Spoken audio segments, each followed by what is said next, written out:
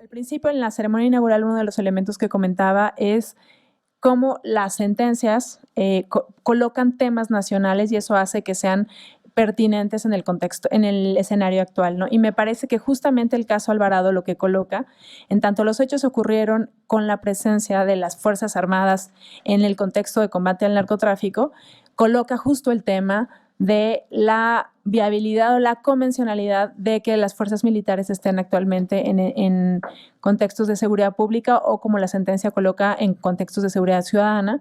Y justo el tema, el debate que está habiendo ahora respecto a la creación o a la reforma constitucional, respecto a la creación de una Guardia Nacional que tiene como característica principal justo esa, ¿no? La presencia de las Fuerzas Armadas en las tareas de seguridad ciudadana. Voy a presentar a Alan García. Él es director jurídico de la Oficina del Alto Comisionado de Naciones Unidas para los Derechos Humanos, para que nos comparta su percepción sobre el tema sobre la temática de la conferencia, que es Seguridad Ciudadana y Fuerzas Armadas. Él es licenciado en Derecho por la Universidad Autónoma de Chihuahua y maestro en Derecho por la Facultad de Derecho de la Universidad de Toronto. Ha realizado cursos de Derechos Humanos en la Academia de Derechos Humanos y Derecho Internacional Humanitario de la American University, en el Centro de Derechos Humanos de la Universidad de Chile y en el Instituto Interamericano de Derechos Humanos. Se ha desempeñado como profesor de materias relacionadas con los derechos humanos, Derecho Constitucional y Derecho Internacional en la Universidad Iberoamericana de la Ciudad de México, la Facultad Latinoamericana de Ciencias Sociales, sede México, la Universidad Nacional Autónoma de México, la Universidad Panamericana de Guadalajara y la Universidad Latina. Actualmente es coordinador de la Unidad Legal y de Análisis de la Oficina en México del Alto Comisionado de las Naciones Unidas para los Derechos Humanos. Sí quiero señalar algo. La Oficina del Alto Comisionado coincidirán conmigo en que ha sido uno de los espacios en México que ha estado colocando el tema y la relevancia de los estándares y ha estado sobre este tema en particular como poniendo el énfasis, ¿no? Por esa razón agradezco de manera particular a Alan que pueda estar acá en esta coyuntura en la que seguramente tienen muchas otras cosas también en que estar, pero que pueda estar en este espacio compartiéndonos los debates que desde la oficina y de manera personal se han colocado respecto a este tema. Muchas gracias. Muchas gracias, muy buenas tardes. Muchas gracias por la invitación al Instituto de Investigaciones Jurídicas, al Observatorio del Sistema Interamericano, ¿no? Y obviamente a Magdalena por la gentil invitación. Y gracias a ustedes también por permanecer hasta esta altura, digamos, de la jornada. El tema que se me ha pedido exponer es justamente el relativo a seguridad ciudadana y fuerzas armadas, ¿no? Empezaría señalando que estamos frente a una temática, digamos, que ha sido un referente de la actividad jurisprudencial de la Corte Interamericana de Derechos Humanos. Esto es, uno puede identificar un arco de tiempo, ¿no?, que se extiende particularmente desde el caso Montero Aranguren en contra de Venezuela hasta las sentencias dictadas a finales del año pasado, especialmente el caso Alvarado en contra de México. Este seminario tiene por objetivo analizar las sentencias recientes. Sin embargo, creo importante, digamos, a efecto de poder entender la jurisprudencia más actual, poder colocarnos pues en este arco de tiempo para identificar, digamos, los primeros elementos sobre los cuales la propia Corte Interamericana fue decantando algunos estándares que desde mi perspectiva han sido consolidados, cristalizados, particularmente en el caso Alvarado en contra de México, en el que prestaré un poco más de atención. Yo quisiera empezar señalando que el contexto en el que se ha gestado, digamos, la jurisprudencia de la Corte sobre el rol de las Fuerzas Armadas en tareas de seguridad es un contexto de lo que un autor, Ruth Diamint, denomina el nuevo militarismo, ¿no? Ya no es el militarismo, digamos, derivado de las sazonadas militares, los golpes militares, ¿no?, los golpes de Estado, los regímenes militares al estilo, digamos, de las dictaduras en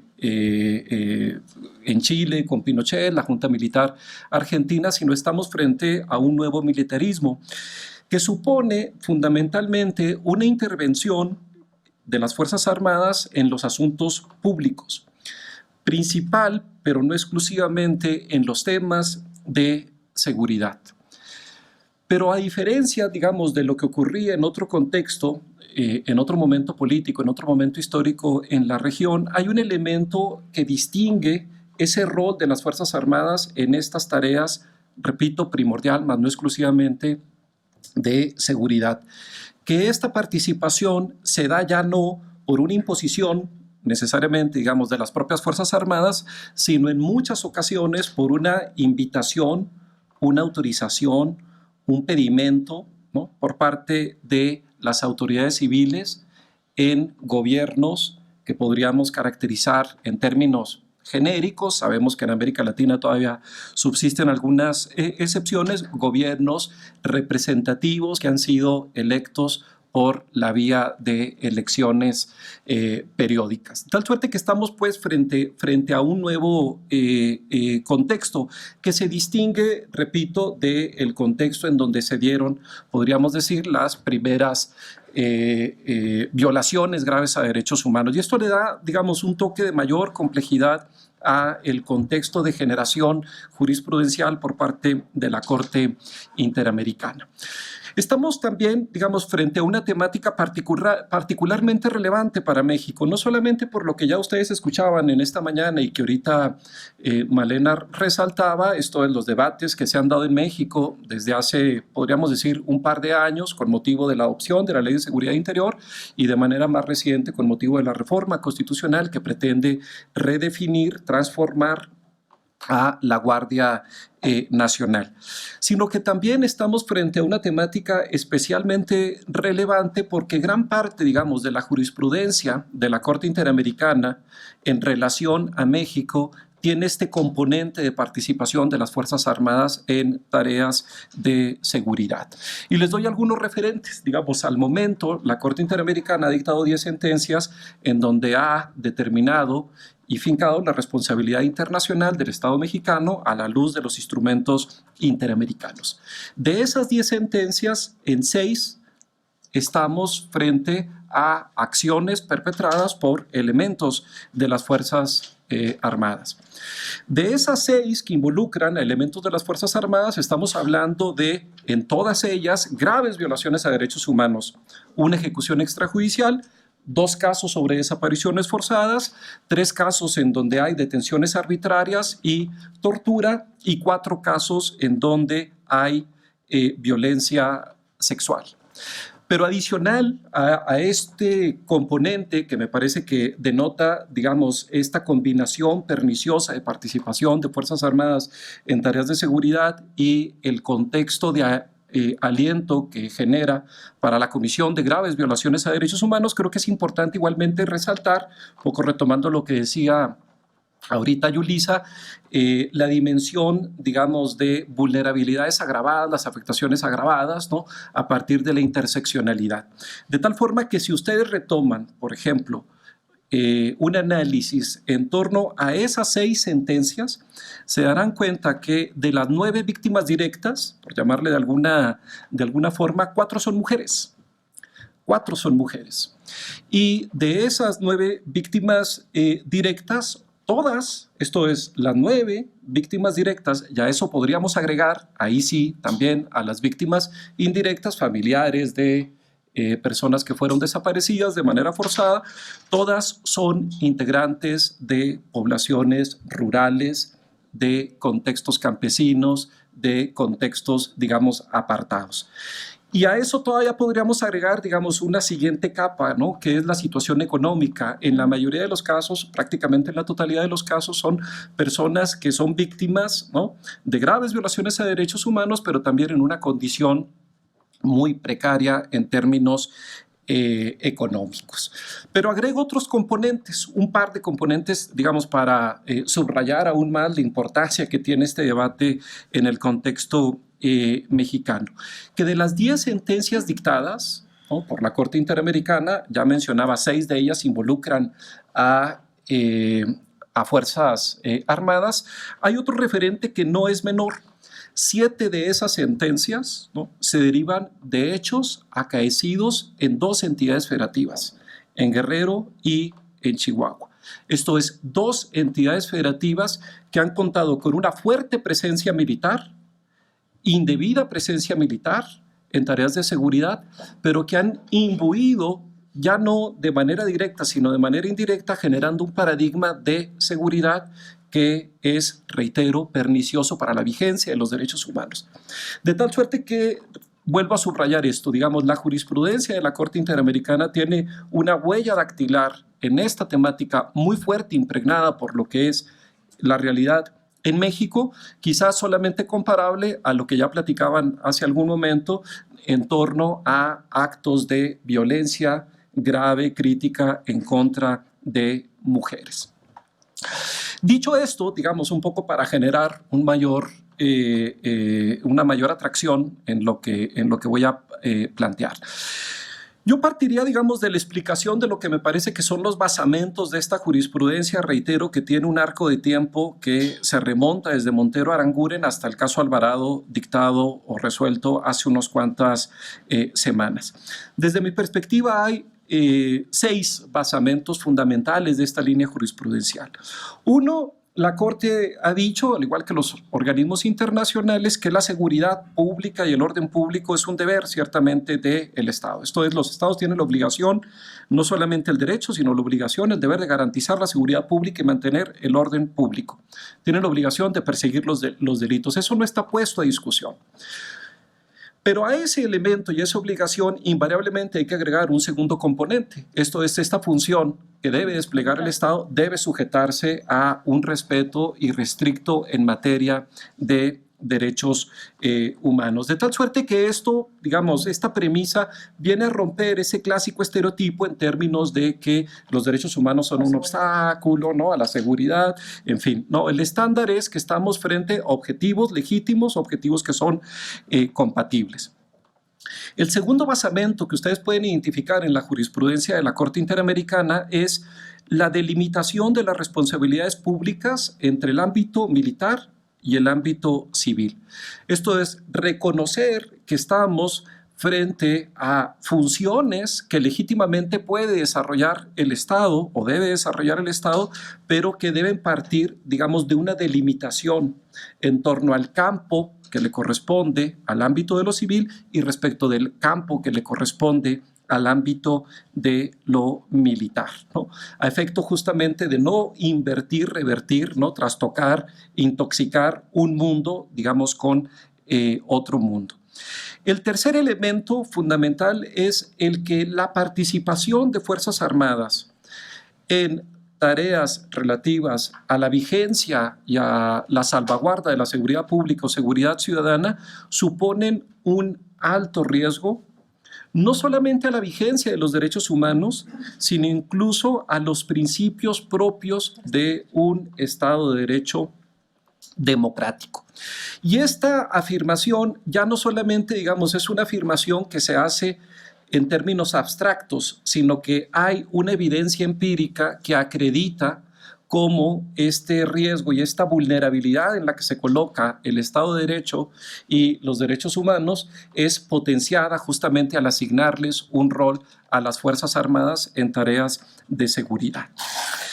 El cuarto componente es, y muy vinculado, digamos, a los que ya he mencionado, es el entrenamiento diferenciado, ¿no? Y ese riesgo se deriva justamente por la formación, por la capacitación, por aquello para lo que han sido adiestradas las Fuerzas Armadas y para aquello para lo que deben ser adiestradas, formadas y capacitadas las corporaciones civiles. La naturaleza, en términos, digamos, de formación, en razón de la competencia natural que tienen las Fuerzas Armadas, es un objetivo que es derrotar al enemigo, no proteger y someter, digamos, a presuntos delincuentes. Las y los militares son entrenados para un objetivo preciso que es justamente el de abatir, el de derrotar a un adversario, ¿no?, desde la perspectiva de un marco regulatorio que incluso es diferente, fundamentalmente el del derecho internacional humanitario.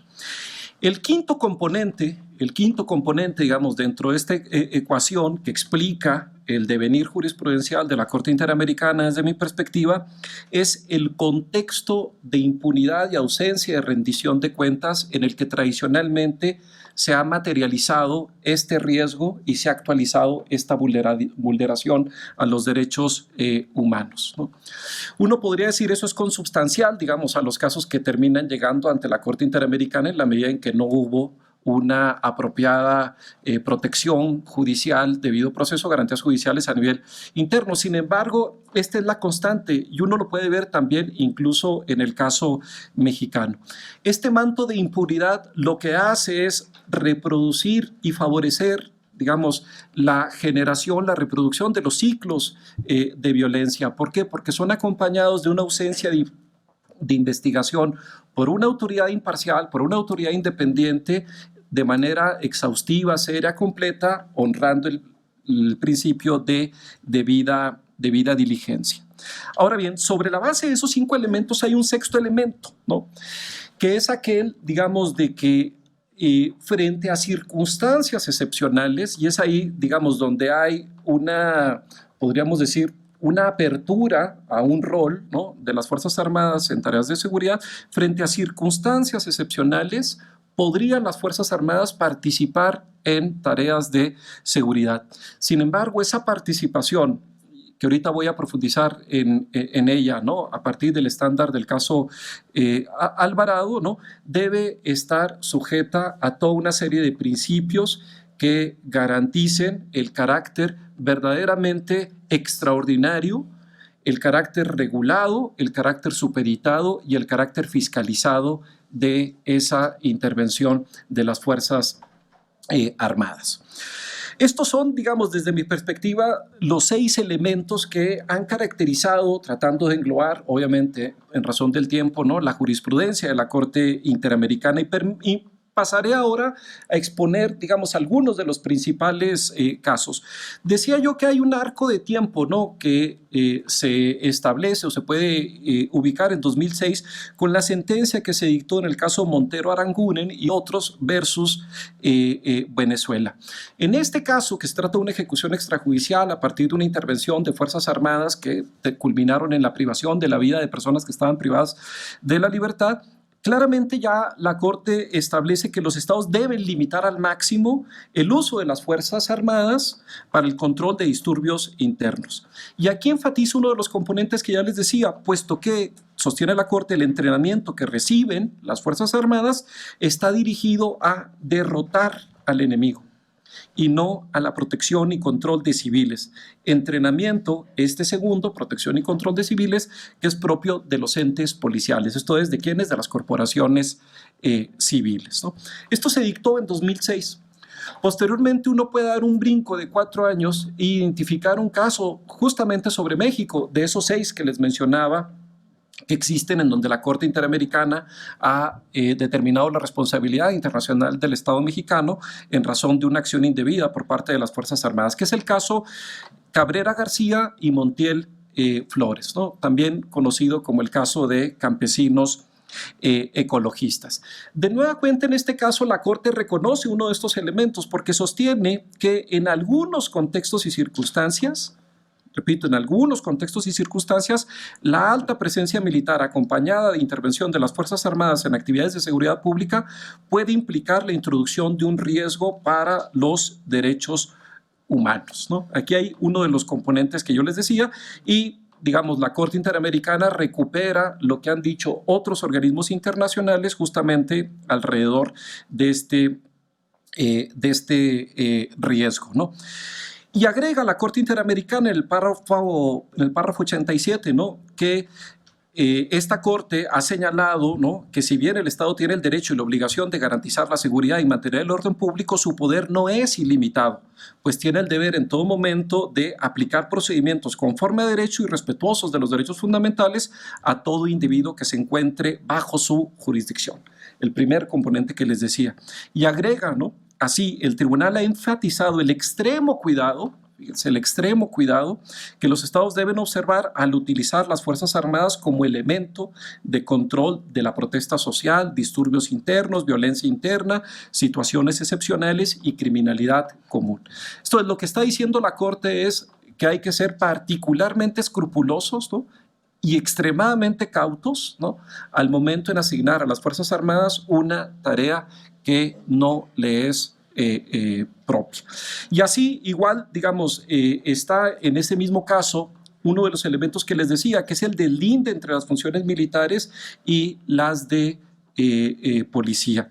Y finalmente establece aquí ya de manera un tanto embrionaria, el elemento, digamos, de la posibilidad de participar en estas tareas. Dice la Corte Interamericana que considera la posibilidad de otorgar a las Fuerzas Armadas funciones dirigidas a la restricción, en ese caso, de la libertad personal de civiles, ¿no?, dado que los campesinos ecologistas eran civiles, ¿no?, sostiene la Corte que además de atender a los requisitos de estricta proporcionalidad en la restricción de un derecho, debe responder a su vez a criterios estrictos de excepcionalidad y debida diligencia en la salvaguarda de las garantías convencionales, teniendo en cuenta que el régimen propio de las fuerzas militares, al cual difícilmente pueden sustraerse sus miembros, no se concilia con las funciones propias de las autoridades civiles, ¿no? Esto es, una vez más, subraya, ¿no?, el deslinde respecto de las funciones entre una entidad y otra entidad. Posteriormente tenemos el caso de Osorio Rivera y familiares versus Perú, ¿no? En este caso, ¿no?, la Corte desarrolla su criterio en el párrafo 122, ¿no?, y en realidad lo que hace es recuperar lo que ya he dicho en relación al caso de Venezuela y en relación al caso sobre México, ¿no? Dice la Corte, es pertinente recordar que la posibilidad de otorgar a las Fuerzas Armadas funciones dirigidas a la restricción de la libertad personal de civiles debe responder a criterios estrictos de excepcionalidad y debida diligencia en la salvaguarda de las garantías constitucionales. Esto está citando el caso de campesinos ecologistas. Y agrega, teniendo en cuenta que el régimen propio de las fuerzas militares, una vez más, no se concilia con las funciones que le son propias a las autoridades civiles, ¿no? Hasta ahí, digamos, la cita de este caso. Y uno puede hacer, finalmente, digamos, un brinco hasta lo que la Corte resolvió en noviembre del año pasado, que se dio a conocer en diciembre, en el marco justamente de la discusión que teníamos o que tenemos acá en México alrededor de la Guardia Nacional. Y hay dos casos, ¿no? Uno que ha pasado muy desapercibido, el caso Trueba Arciniega, ¿no?, y el otro, el caso Alvarado. El caso Trueba Arciniega es una sentencia en la que se homologa un acuerdo de solución amistosa, ¿no?, en donde tanto la Comisión Interamericana como la Corte Interamericana retoman, ¿no?, justamente el rol de las Fuerzas Armadas. Pero aquí hay un elemento que me parece muy importante enfatizar, ¿no? El hecho que evidencia esta sentencia Trueba Arciniega de que la estrategia de participación de las Fuerzas Armadas en tareas de seguridad pública en México, si bien es cierto que se ha agudizado en los últimos 12 años, no es nueva. Y la Comisión Interamericana acredita cómo en la Sierra Tarahumara, ¿no?, en el estado de Chihuahua, en la comunidad de Baborigame, municipio de Guadalupe y Calvo, desde la década de los 90, había una fuerte presencia militar. Y es en ese contexto en el que se consuma la ejecución extrajudicial de Mireille Trueba en el año de 1998. Pero no solamente eso, hay un párrafo en la sentencia de la Corte Interamericana en donde incluso el Estado reconoce ese rol creciente desde la década de los 90 en Baborigame por parte de las Fuerzas Armadas, sino que también la Comisión Interamericana hace un análisis contextual, ¿no?, citando varios de los sucesos que ocurrieron a partir de la intervención militar en esta comunidad, que derivaron desde quemas de casa, ejecución de civiles, detención de civiles, tortura en contra de civiles, ejecuciones, ¿no?, en hechos suscitados, repito, desde 1992 hasta el año 2000. Y es en ese contexto en el que se da, pues, la ejecución extrajudicial de Mireille Trueba. Y aquí el criterio de la Corte Interamericana está definido de manera muy sintética en el párrafo 21. Dice la Corte, una vez más con un toque recordatorio, ¿no? Menciona, la Corte recuerda que el mantenimiento del orden público interno y la seguridad ciudadana debe estar primariamente reservada a los cuerpos policiales civiles. No obstante, la participación de las Fuerzas Armadas en tareas de seguridad debe ser extraordinaria o excepcional, pues su presencia e intervención en actividades de seguridad pública puede implicar un riesgo para los derechos humanos. En este sentido, el tribunal recuerda que es deber del Estado vigilar que sus cuerpos de seguridad, a quienes les está atribuido el uso de la fuerza legítima, respeten los derechos humanos de quienes se encuentran sujetos a su jurisdicción y de conformidad con los estándares establecidos por la Corte.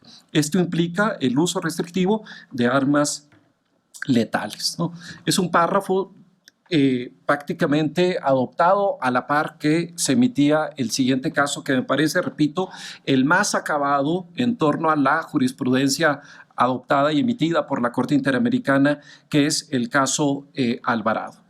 En este caso, desde mi perspectiva, hay muchos elementos muy importantes porque la Corte Interamericana hace un análisis, una sentencia como de 120 páginas que realmente les invito a que la lean, hace un análisis muy profundo, muy prolijo respecto del contexto en el que ocurrieron los hechos que derivaron en la desaparición forzada de 3 integrantes de la familia Alvarado.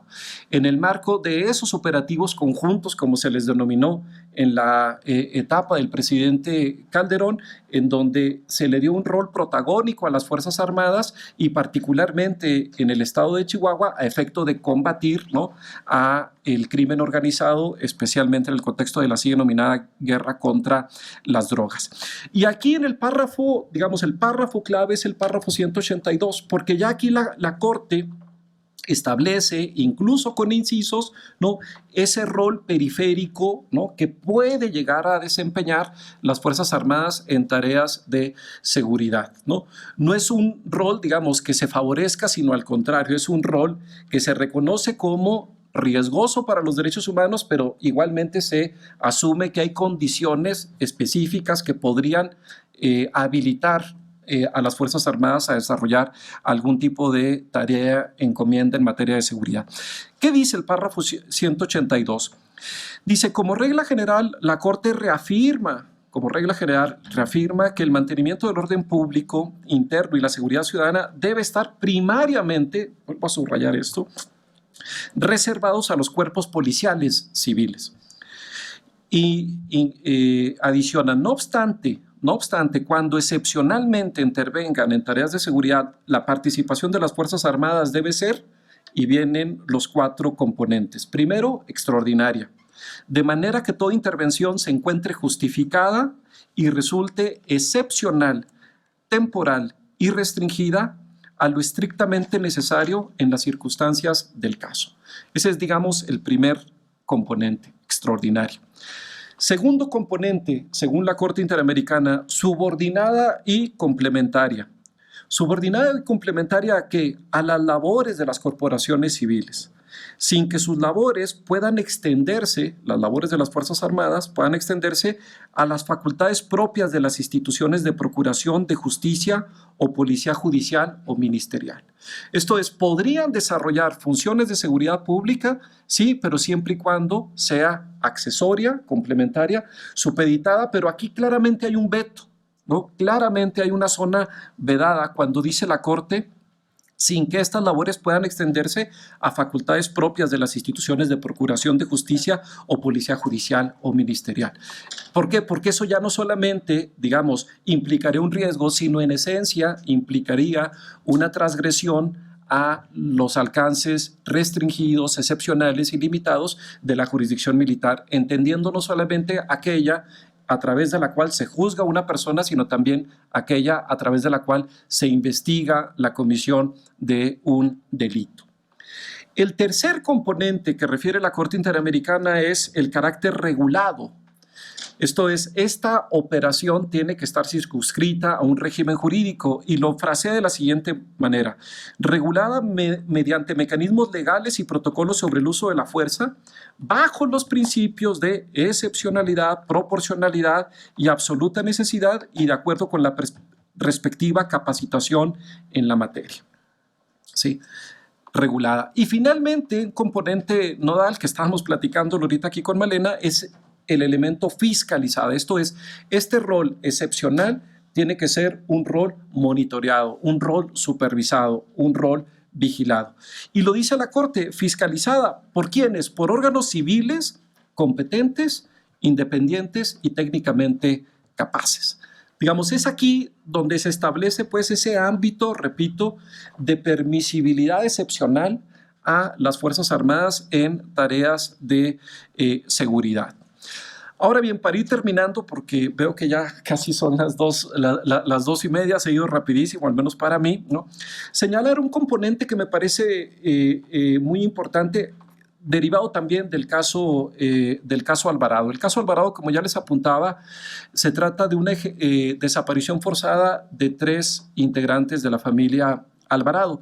Como ustedes saben, la esencia misma de una desaparición forzada es esconder, no dejar ningún rastro acerca de la víctima a efecto de, digamos, tener mejores condiciones para eludir la acción de la justicia, ¿no? Lo importante aquí en el caso Alvarado es que la Corte Interamericana, entre otras cosas, para acreditar la participación de las Fuerzas Armadas en la conducta delictiva, esto es, en la desaparición forzada que tiene esa esencia, hace un análisis del contexto. Esto es, ese contexto militarizado. Y la Corte Interamericana recupera ahí, digamos, 4 elementos para determinar que efectivamente las Fuerzas Armadas son las que cometieron esa desaparición forzada, porque el argumento del Estado era que efectivamente las personas habían sido privadas de la libertad, pero no para todos. Que efectivamente había sido por personas que portaban uniformes militares, pero negaban que se tratara de militares, ¿no? Sino más bien sostenían que eran criminales, ¿no? Que estaban clonando, ¿no? A las corporaciones militares. Y los elementos sobre la base de los cuales la Corte concluye que efectivamente fueron militares son 4, ¿no? Nos dice el contexto en el que ocurrieron los hechos, ¿no? 1, 2, la participación de las Fuerzas Armadas en labores de seguridad ciudadana. 3, las declaraciones de los testigos presenciales y referenciales sobre los hechos. Y 4, las observaciones de distintos órganos a nivel interno. Comisión Nacional de Derechos Humanos, algunas declaraciones y acciones ministeriales por parte de las distintas procuradurías que indagaron los hechos. Pero este primer componente, esto es el contexto en el que ocurren los hechos, y el segundo, la participación de las Fuerzas Armadas, lleva a la Corte a concluir de que efectivamente en ese caso, ¿no? Quienes cometieron la conducta fueron integrantes de las Fuerzas Armadas.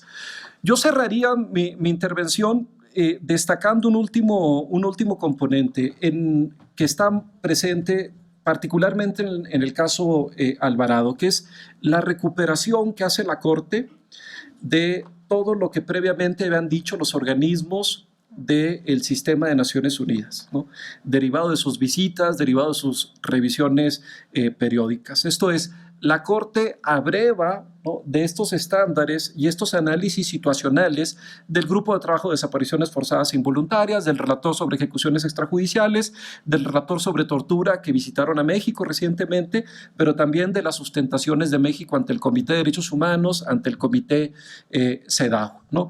Y esto sirve, digamos, para que la Corte tenga un mayor sustento en la derivación de sus conclusiones. Y finalmente, ¿no? Las medidas de reparación dictadas por la Corte. Creo que fundamentalmente si uno analiza la jurisprudencia, ¿no? En este arco de tiempo que he ya mencionado, la Corte le ha apostado en las medidas de reparación aquellas garantías de no repetición en 2 autopistas. 1, la formación, la capacitación, ¿sí? Justamente para romper, digamos, ese paradigma del uso desproporcionado, desbordado, ¿no? Abusivo, especialmente en el tema de la fuerza, pero con un componente que entona muy bien con lo que ya les decía Julissa. No solamente se trata de formar y capacitar, sino de establecer indicadores de impacto con resultados específicos, medibles, que permitan acreditar que la formación sobre uso de la fuerza, sobre estándares de derechos humanos en tareas de seguridad ciudadana están verdaderamente generando un efecto transformativo, ¿no? Y mudando las formas tradicionales de operación, por un lado. Y por otro lado, la apuesta, desde mi perspectiva, de la Corte Interamericana al momento en que ha acreditado transgresiones derivadas de una indebida participación de Fuerzas Armadas en tareas de seguridad pública es la relativa a los controles. La investigación efectiva, la investigación independiente, la investigación completa, exhaustiva, imparcial. ¿Para qué? Para romper los ciclos de impunidad y que permitan verdaderamente someter a uno de esos 4 principios rectores de la Corte Interamericana, que es el elemento justamente de la fiscalización, la vigilancia por instancias capaces, efectivas, independientes e imparciales.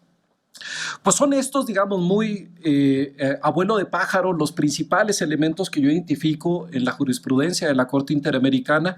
Creo que son fundamentales, digamos, tenerlos presente, no solamente en razón, digamos, del debate constitucional, legislativo que se está dando y que se estará dando al momento de delimitar lo que la minuta de la reforma constitucional anticipa, la ley de la Guardia Nacional, la ley sobre uso de la fuerza, la ley nacional sobre el registro de detenciones, sino sobre todo porque en México creo que está más que acreditado que la estrategia de involucramiento de las Fuerzas Armadas en tareas de seguridad no ha brindado ni seguridad, no ha garantizado el orden y por el contrario se ha convertido en un elemento dinamizador de formas graves de violencia con una responsabilidad por acción y por el contexto de impunidad a cargo del Estado.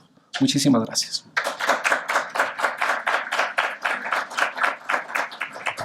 Sé que estamos muy demorados en tiempo, pero sí quiero hacer 3 comentarios de la intervención de Alan y luego abro el espacio para preguntas o comentarios que tengan ustedes. Quiero destacar de su conferencia, primero, yo no había hecho este análisis de cómo la sentencia Alvarado no cae, yo diría en el vacío, respecto al contexto, a los otros casos que la Corte ha resuelto sobre México. Es decir, en México hay que decirlo, una penosa y triste trayectoria de abuso militar y violaciones a derechos humanos, y entonces la sentencia Alvarado cae como una más, pero no es excepción. O sea, no hay que ver a Alvarado como un caso novedoso o en donde por primera vez se coloca el tema de abuso por parte de militares en temas de derechos humanos, ¿no? Luego, me parece que no pudo resumir mejor, Alan, los 6 basamentos respecto a la jurisprudencia interamericana. Me parece que son clarísimos e indiscutibles. Yo quiero destacar este elemento que él colocaba al final, porque me parece que habla también de diálogo entre sistemas de protección, que es el tema de cómo la Corte acredita el contexto en este caso para determinar la desaparición forzada. Yo no ubico una sentencia de la Corte, no he leído las 300 sentencias de la Corte, pero bueno, he leído algunas. No ubico un caso en donde, a partir de los informes de grupos de trabajo, relatores de Naciones Unidas, la Corte construye el contexto que existía en Chihuahua y que permiten determinar la desaparición forzada en este caso, ¿no? Y me parece que de lo que está hablando es esto, del diálogo que hay entre órganos de protección de los derechos humanos. Es decir, aunque se trata de sistemas diferentes, no solo dialogan en su jurisprudencia, sino también en los mecanismos con que cuenta cada uno para la protección de los derechos. Y en este caso es clarísimo cómo la Corte Interamericana echa mano de los informes de los relatores. Y finalmente, lo platicaba con Alan antes de que él iniciara, me parece que tenemos que estar súper atentos de cómo queda la reforma constitucional, porque entiendo que en la minuta, yo no la he leído, tengo que aclarar porque a lo mejor digo una barbaridad, pero en la minuta están recogidos los estándares que en el caso Alvarado se retoman respecto a cuando las Fuerzas Armadas intervienen, bajo qué principios. Pero de pronto pensaría que eso no basta para que de verdad haya un control de las Fuerzas Armadas en tareas de seguridad, ¿no? Y entonces habría que estar muy, muy atentos de cómo queda la minuta final y dar un monitoreo pues desde la academia y desde la sociedad civil muy puntual para que si se aprueba la Guardia Nacional, como todo parece indicar, no sea a costa de los derechos humanos, ¿no? Yo lo dejaría ahí para que ustedes, más bien para tomar algunos comentarios que tengan ustedes o preguntas que quieran plantear. Gracias. Muchas gracias. Al contrario. Gracias por tus comentarios. No, nada. Gracias. Buenas tardes. Muchas felicidades. Es un resumen que nos amplía todo un panorama y hoy por hoy me queda claro, como asociaciones civiles, como organizaciones no gubernamentales, a pesar de todas las declaraciones, afirmaciones y reafirmaciones del señor presidente Andrés Manuel López Obrador de que no va a trabajar con asociaciones civiles, hoy por hoy nuestro papel es ser fiscalizadores. No solamente somos fiscalizadores, no es una amenaza, es solamente una situación de advertencia como sociedad civil organizada y máxime que somos miembros de ECOSOC. Entonces, sí me encantaría saber, Alan, si no esperar a que sucedan los hechos que seguramente y lamentablemente por la experiencia que tenemos en México se van a estar presentando, pero sí nos gustaría saber si podemos ser un vínculo solamente observador, estar anunciando, estar informando a la Corte junto con la academia de posibles situaciones como lo que acaba de pasar con un tal Samir en Morelos, ¿no? De activistas que no están a favor de alguna cuestión eléctrica y demás, y bueno, de repente pasan cuestiones graves. Y más aún cuando, por ejemplo, en el estado de Morelos, que tenemos 33 municipios y de los 33 tenemos 7 con alerta de género, y te puedo mencionar otros tantos estados como el estado de Morelos, u otras más graves que el domingo, por ejemplo, Donato Guerra, que es un proveedor de agua en el río Lerma, están tirando los bosques, los árboles y las instituciones no están haciendo nada. Entonces creo yo que las Fuerzas Armadas, ante el enojo de los ecologistas en San Simón de la Laguna y que se presenten, no creo que vaya a ser nada positivo. Entonces sí me parece importante saber que les estemos informando para que ustedes estén monitoreando y no esperemos las desgracias que pues, parece ser que van a venir, ¿no? Buenas tardes, agradezco mucho el compartir su conocimiento.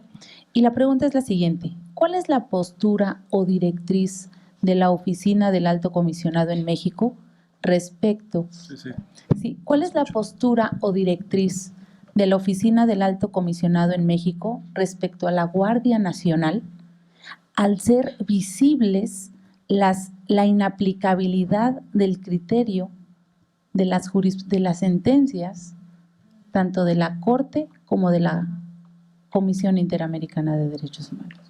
Gracias. ¿Alguien más quiere hacer? Sí, muchísimas gracias. Buenas tardes. La participación de las Fuerzas Armadas en las diversas tareas va mucho más allá de los años 90. Recordemos en el estado de Guerrero en los años 70, la participación contra la marihuana en Badiraguato, por ejemplo, también de los años 70. La actuación tajante con relación a esto. Lo que me parece lamentable, por ejemplo, me refiero a los marinos mexicanos, que tienen suficiente trabajo como para custodiar más de 11,000 kilómetros de costas y tienen que cuidar mar territorial, zona contigua y zona económica exclusiva como para que los bajen a tierra firme y tengan tareas de seguridad pública, que lamentablemente también han sido satanizados, cuando debe cambiar ese tipo de perspectiva. Efectivamente, maestra, por fortuna cambió el contenido de la iniciativa de reforma constitucional. No estoy de acuerdo en que participen las Fuerzas Armadas, sí, de acuerdo de manera excepcional la participación en tareas de seguridad pública. Habla de temporalidad de los transitorios, un promedio de 5 años, creo que debería ser menos. Es más, no sé si vaya a ser suficiente porque es necesaria la profesionalización y la dignificación de la figura del policía, de las tareas de seguridad pública, que son de vital importancia El maestro, el señor director, ¿qué propondría para ese retiro gradual de las Fuerzas Armadas en materia de seguridad pública? Insistiendo que hubiera sido suficiente con una ley reglamentaria al artículo 29 de la Constitución Política de los Estados Unidos. ¿Qué le parece a usted? ¿Qué propondría de su lado para poder ver lo del retiro efectivo de las Fuerzas Armadas? Gracias. ¿Esas son todas? Ah, Enrique, ¿será uno? Aquí hay otra. Bueno, buenas tardes. Pues felicitaciones, muchas gracias por la exposición brillante. Tengo dos comentarios y una duda. Al final, bueno, primero de los comentarios sobre las líneas jurisprudenciales que usted identificó, los 6 puntos, me parece, es un comentario por supuesto, me parece importante también reiterar que algo en lo que ha hecho énfasis inclusive en la supervisión de cumplimiento a la Corte Interamericana respecto de los casos de México es, y que ha incorporado como una línea jurisprudencial de las más sólidas, muy visible en los casos mexicanos, es la proscripción absoluta de la jurisdicción militar frente a las violaciones de derechos humanos. Y bueno, ese es un punto. Y otro que sí me parece importante, que parece que está un poco más diluido porque no necesariamente se ha pronunciado o se ha visibilizado a través de los casos mexicanos, es sobre el uso diferenciado de las reglas en el uso de la fuerza. Algo que muy claramente lo dijo en un caso contra República Dominicana, la de Dorsema, en donde son funciones, los militares estaban cumpliendo funciones de control migratorio, hacen uso de la fuerza de manera excesiva, pero uso de la fuerza militar propia de la racionalidad militar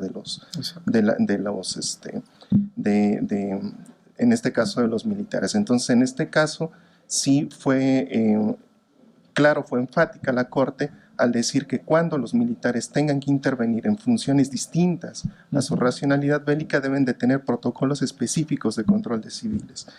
Y bueno, la última, que es una duda, me gustaría que nos compartiera su posición, es, hace unos días se anunció un posible marco de cooperación entre la Oficina del Alto Comisionado y el gobierno mexicano en el marco de la posible capacitación, la asistencia técnica que la Oficina del Alto Comisionado le brinde al Estado mexicano respecto de la formación en derechos humanos de la Guardia Nacional. Mi pregunta es esta: ¿en qué sentido va a ir esta cooperación? Si ya hay algún lineamiento. Y segundo, si también había algunas voces que hablaban de que podría ser también un órgano idóneo para la fiscalización. Y ahí retomar un poco también lo que nos dice la sentencia Alvarado. Es muy interesante porque el estándar de fiscalización lo toma de las sociedades en resiliencia, sobre todo de las sociedades que salen de conflictos armados o de sociedades en postconflicto, en donde habla muy claramente, sobre todo en el informe del asesor, en el informe conjunto del relator sobre la tortura y del asesor especial del secretario general sobre el genocidio, da pautas muy claras sobre cuáles son las características que deberían tener estos órganos, que preferentemente debían ser extrapoder. Entonces, bueno, sería todo. Muchas gracias. Sí, buenas tardes. Agradecer su conferencia y preguntar cuáles son los criterios en cuanto a la aplicación del concepto de seguridad, porque yo veo que la administración como está ahora tiene una gran confusión entre lo que es seguridad pública, seguridad ciudadana y seguridad nacional. Y finalmente, pues comentarles que ya Sinaloa acaba de aprobar la Guardia Nacional, se cumplen los 17 estados y bueno, ya tenemos la Guardia Nacional encima. Bueno. Gracias. Sí. Muy bien. Adelante, Sí, claro. gracias. Bueno, gracias por sus comentarios, pero especialmente por las preguntas, ¿no? Empezaría, digamos, mencionando, efectivamente, si ustedes revisan, Marlena, el artículo 5º transitorio, ¿no?, del decreto de la minuta, ¿no?, sobre la Guardia Nacional, claramente señala estos elementos, ¿no? Esto es, indica que la participación de las Fuerzas Armadas sujetas a ese régimen afortunadamente se establece perentorio de 5 años, ¿no? De tal suerte que ya no se deja como originalmente se pretendía de manera indefinida, ¿no? Sino que se establece un régimen de 5 años. Se dice que deberá, y estoy citando textualmente, ser de manera extraordinaria, regulada, fiscalizada, subordinada y complementaria, ¿no? Y creo que en eso ayudó muchísimo el que se dictara la sentencia Alvarado, al menos para poder incorporar, digamos, esas vacunas en un dictamen, ¿no? Porque recordarán, la sentencia Alvarado se da a conocer en diciembre, ¿no? Incluso previamente a que la Cámara de Diputados aprobara el dictamen. La Cámara de Diputados no lo incorpora, pero afortunadamente el Senado, ¿no? Sí agrega, digamos, estos antídotos y este marco, digamos, acotado respecto de la participación de las Fuerzas Armadas.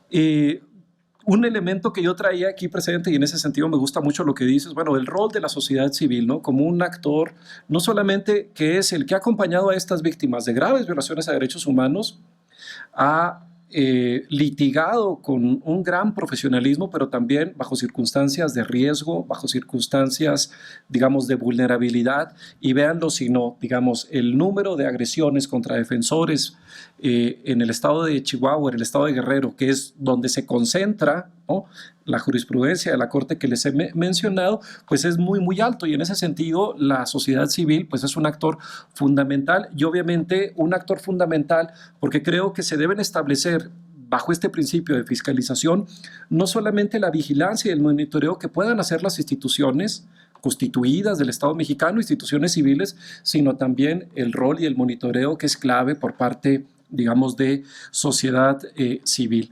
La Corte Interamericana establece siempre respecto de cada una de sus sentencias un mecanismo de supervisión respecto del cumplimiento de las mismas, ¿no?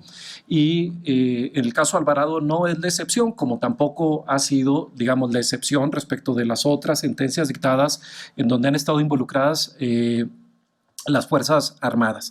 ¿Qué es lo que tenemos, no?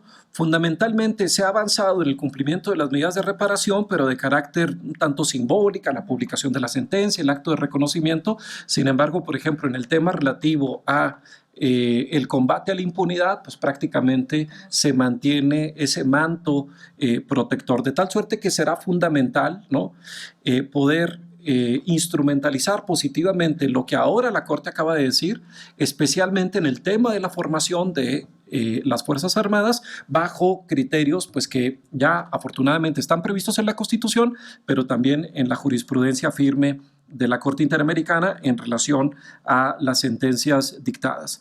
Yo parto aquí de una premisa, digamos, quienes cuestionamos la estrategia de seguridad militarizada y el paradigma militarizado en materia de seguridad, no es que estemos atacando a las Fuerzas Armadas, en realidad estamos defendiendo a las Fuerzas Armadas respecto de las funciones que les son propias.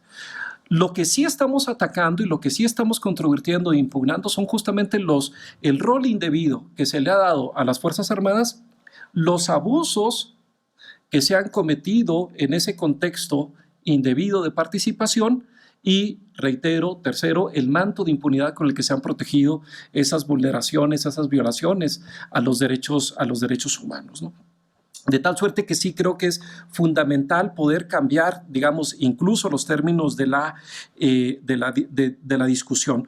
Sobre la posición del Alto Comisionado en relación a la Guardia Nacional, yo te invitaría a que entres a nuestra página de internet. Ahí están tanto los 3 documentos técnicos que enviamos en el marco, digamos, del proceso legislativo, como las 3 ponencias que nos tocó al representante, al señor Jan Yarab, pronunciar en el marco de las audiencias y espacios de deliberación que se abrieron, pero sobre todo el comunicado de prensa último, el día en el que se aprueba. Ahí, digamos, delimitamos, ¿no?, cuál es nuestra posición, pero sobre todo también señalamos cuáles son nuestras alertas, ¿no? Y nuestras alertas apuntan particularmente al tema, digamos, de la implementación efectiva, ¿no?, de todo lo que se ha aprobado para garantizar que efectivamente esa participación sea excepcional, sea subordinada, sea regulada, ¿no?, sea fiscalizada.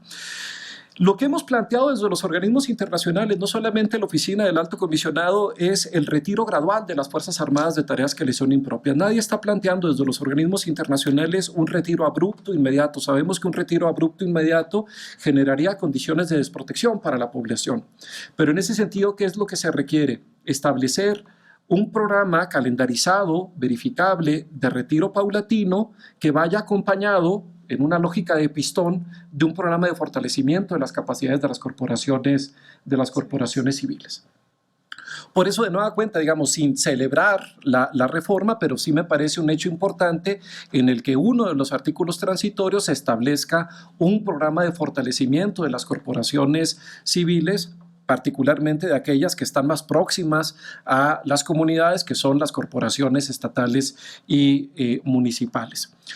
Nosotros desde el Alto Comisionado siempre hemos sostenido que se requiere la ley reglamentaria del artículo 29 constitucional. Incluso con o sin guardia se requiere la ley reglamentaria, como sosteníamos también que se requería con o sin guardia una ley sobre uso de la fuerza, que hoy afortunadamente la minuta también establece, ¿no?, como una de las obligaciones del legislativo, igual que el registro de detenciones. Es fundamental, digamos, poder establecer, ¿no?, con puntos y comas el marco regulatorio bajo el cual, de manera excepcional, restringida, temporal, proporcional, en fin, bajo todos esos criterios decantados ya desde los estándares internacionales, muchos de ellos contenidos en el artículo 29, se va a reglamentar y eventualmente se podría operativizar, ¿no?, en función de las condiciones, una circunstancia excepcional como la que se contempla en el artículo 29, ¿no? Esa es, digamos, nuestro planteamiento. Digo, creo que podríamos profundizar, pero ahí está fundamentalmente nuestra idea. Qué bueno que complementas, ¿no? Sé que voy muy rápido en las respuestas. Efectivamente me faltó puntualizar, cuando hablaba yo de este contexto de impunidad, ya no me acuerdo, ahorita estaba revisando si era el cuarto o quinto elemento, se explica justamente por el rol, digamos, excesivo y la jurisdicción y los alcances excesivos del fuero militar. Que incluso la Corte Interamericana y los organismos internacionales reconocemos el avance jurisprudencial y legal de 2014, pero seguimos insistiendo de que es insuficiente. Incluso la Corte Interamericana, tanto en el caso Miret Trueba como en el caso Alvarado, refieren algo sobre el tema, si bien es cierto que no acreditan responsabilidad por ese tema, ¿no?, en razón de que sí hubo una declinación, pero sí subrayan que las Fuerzas Armadas y la jurisdicción militar desempeñó un rol contaminante al inicio, desde 1998, cuando se da la ejecución de Miret Trueba, o en 2009, cuando se da la desaparición, porque fueron quienes inicialmente, exacto, conocieron las investigaciones. Y en la medida en que conocieron inicialmente las investigaciones, posteriormente fue aún más complicado para las corporaciones civiles. Ahí estamos todavía frente a una agenda pendiente. Incluso en el ejercicio de supervisión de sentencias sobre los otros casos dictados previamente, Rosendo Radilla, campesinos ecologistas, la Corte ha dado por incumplida esa medida de reparación para reconocer el carácter excepcional, restringido y acotado de la jurisdicción militar. El uso de la fuerza es fundamental, ¿no? Creo que citas bien los precedentes, algo hay en el caso Alvarado. De nueva cuenta, ahí viene un reto. Uno de los artículos transitorios de la minuta sobre Guardia Nacional establece los parámetros sobre los cuales se deberá dictar o adoptar la ley sobre uso de la fuerza. Afortunadamente se establece algo que desde la perspectiva de los organismos internacionales es fundamental, no solamente un protocolo para la Guardia Nacional como originalmente se pretendía, sino una ley nacional sobre el uso de la fuerza que abarque a todas las entidades del Estado mexicano que están autorizadas para emplear la fuerza pública, ¿no? Y el tema del acuerdo, esto que se ha anunciado, yo lo que les puedo decir, ¿no?, es que en efecto hay una petición por parte del gobierno.